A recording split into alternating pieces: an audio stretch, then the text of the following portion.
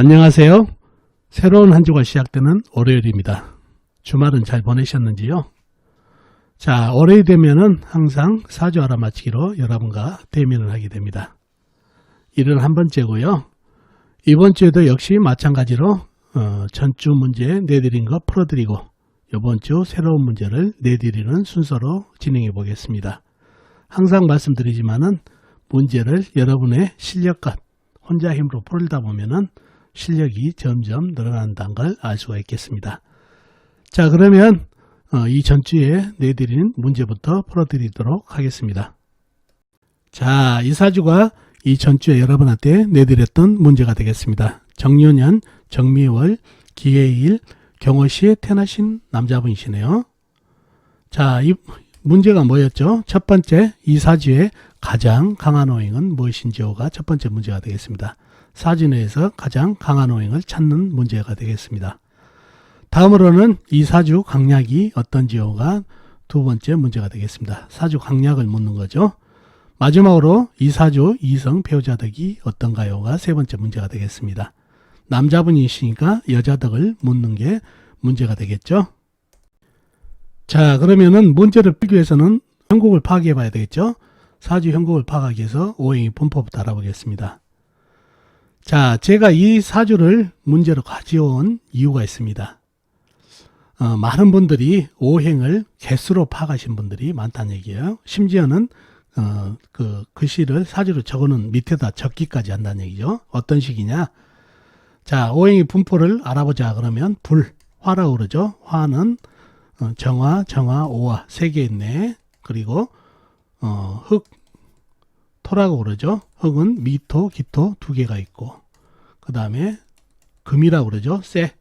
쇠는 유금, 경금 두 개가 있고, 물은 일지, 수라고 그러죠. 일지에 하나가 있네. 그 다음에 나무는 나와 있는 거는 영이라고 그러죠. 자, 이렇게 오행의 개수를 파악했다는 얘기죠. 가장 강한 오행이 불이 3개 있으니까 불이 강하고, 그 다음에 나무는 아예 없으니까 나무가 약하고, 그 다음 약한 게 물이다. 이렇게 파악을 한다는 얘기죠. 개수로. 가장 강한 오행이 불이다. 가장 약한 오행이 나무다. 그 다음에 물이다. 이렇게 파악을 하시면 오류가 상당하다는 얘기예요. 이게 맞지 않고 오행을 개수로 파악하시면 큰 오류를 범한다는 거 꼭 기억해 두시고, 이렇게 적어서도 안 된다는 얘기죠. 사주팔자는 세력을 가늠할 줄 알아야 된다는 얘기죠. 그래서 반드시 머릿속으로 오행의 개수도 파악해야 되고, 오행의 크기가 어떤지, 세력이 어떤지를 파악하는 습관을 가지셔야 사주가 늘어난다는 얘기죠. 사주를 개수로 파악하면 절대 오류도 많고 늘지가 않는다는 거 꼭 기억해 두시고 사주를 풀어보도록 하겠습니다. 자, 오행의 분포부터 알아보자고 그랬죠. 일간인 4편의 오행의 세력을 찾아보자고요. 그러면 4편의 오행의 세력이 강하면 사주가 강해지죠. 4편이 많으니까. 반대로 상대편, 내 힘을 빼가는 오행의 세력이 강하면 반대로 일간의 힘을 빼버리니까 사주가 약해진다는 얘기예요. 자, 일간이 기토 작은 흑으로 태어났네요. 흑의 4편은 비겁인 같은 흑이나 흑을 생해주는 인성인 불이 4편이 되겠습니다. 자, 먼저 비겁인 흑을 찾아보자고요. 흑은 월지의 미토 작은 흑이 있네요. 그리고 다른 데는 없고 일지 해수안의 모토, 그 다음에 시지 오한의 기토가 암장되어 있습니다.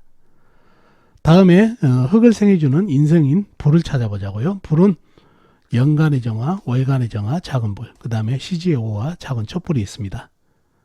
그리고 다른 데는 없고 월지, 미토지양간의 정화가 암장되어 있네요. 자, 그러면은 4편의 세력이 나와 있는 것이 제법 있죠. 미토, 작은 흑, 그 다음에 정화, 오화, 작은 촛불까지 해서 4편의 세력이 4개나 있으니까 사주가 강해질 가능성이 있는 사주가 되겠죠. 반대로 내 힘을 빼가는 오행의 세력을 찾아보도록 하겠습니다. 뭔가요?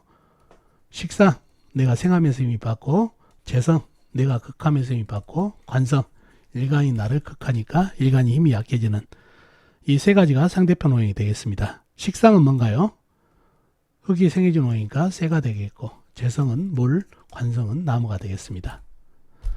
자, 먼저 식상인 쇠를 찾아볼까요? 쇠는 연지의 유금 작은 쇠, 그 다음에 시간의 경금 큰 쇠가 있네요. 그리고 다른 데는 없고 지장간에도 없고요. 다음에 재성인 물을 찾아볼까요? 물은 일지의 해수, 큰 물, 호수같이 큰 물이 있네요. 그리고 다른 데는 없고 지장간에 없고요. 다음에 관성이 나무를 찾아보자고요. 나무는 사주팔자에 나와 있는 건 없고 미토 지장간에 을목이 암장되어 있는 정도입니다. 자, 그러면 상대편의 세력이 내 편의 세력보다 적죠. 유군, 경금, 세기운과 해수, 큰 물까지. 자, 내 편의 세력이 많으니까 사주가 강해질 것 같은데 좀 더 깊이 한번 들어가 보자고요. 자, 내 편의 세력이 특히 불기운이 많죠. 이 불기운이 강한가요? 작은 촛불들이죠, 전부. 거기에다 나무의 생조를 못 받고 있네요. 불은 나무의 생조를 못 받게 되면은 불기운이 그리 강하지 못한다고 그랬죠. 특히 불의 기운을 빼가는 오행이나 극하는 오행이 있을 때는 더더욱 그런다고 그랬죠. 자, 나무의 생조도 없고. 자, 먼저 시지에 있는 오화를 쳐다보자고요. 오화는 어떤가요? 건재한가요? 자, 이 해수가 어떤 물이죠? 큰 물, 호수같이 큰 물이죠. 거기다가 큰 쇠에 금생수까지 받고 있네요.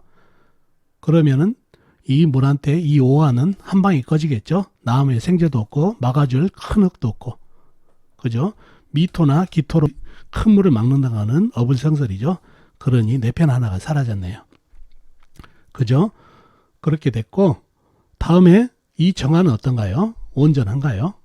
역시 미토와 기토가 해수를 막지 못하니까 이쪽으로 물이 흘러 들어가네요. 이 정화도 온전치 못하네요. 작은 촛불.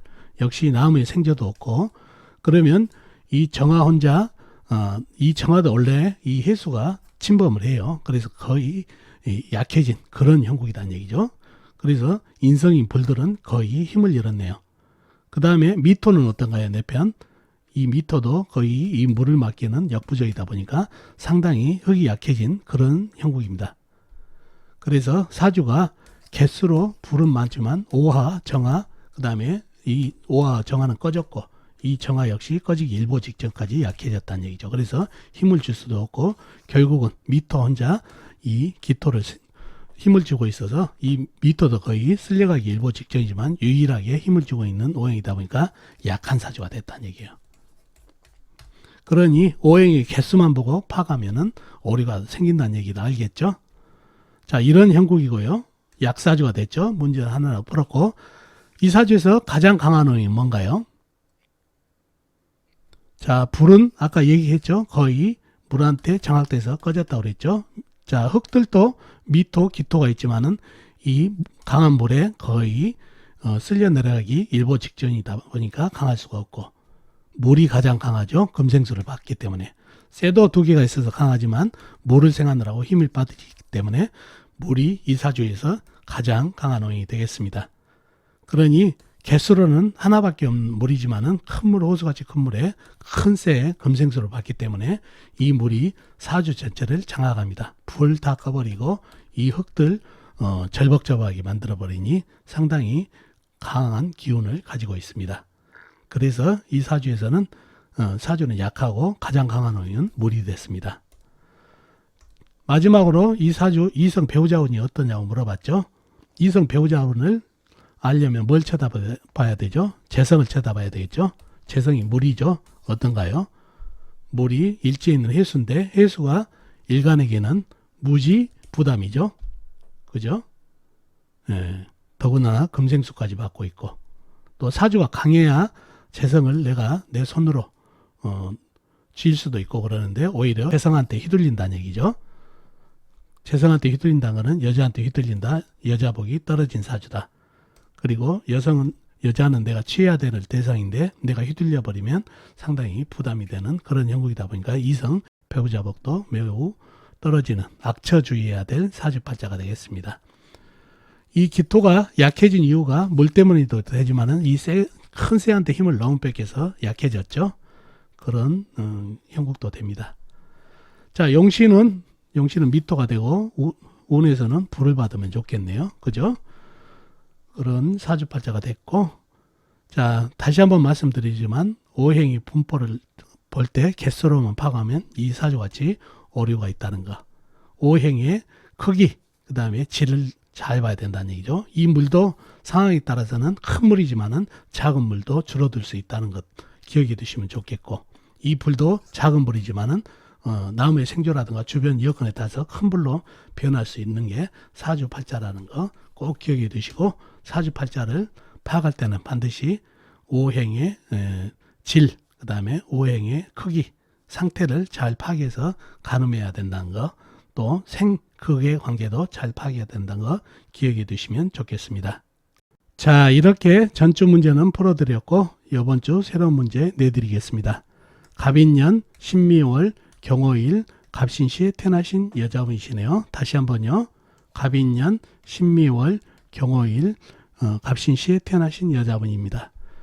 이번 주 문제는 조금 난이도가 있는 문제입니다. 그래서 깊숙하게 사주를 좀 풀어봤으면 좋겠습니다. 문제는요. 자, 첫 번째 이 사주 가장 강한 오행, 그리고 사주 강약이 어떤지를 묻는 게 첫 번째 문제가 되겠습니다. 가장 강한 오행과 사주 강약을 묻는 겁니다.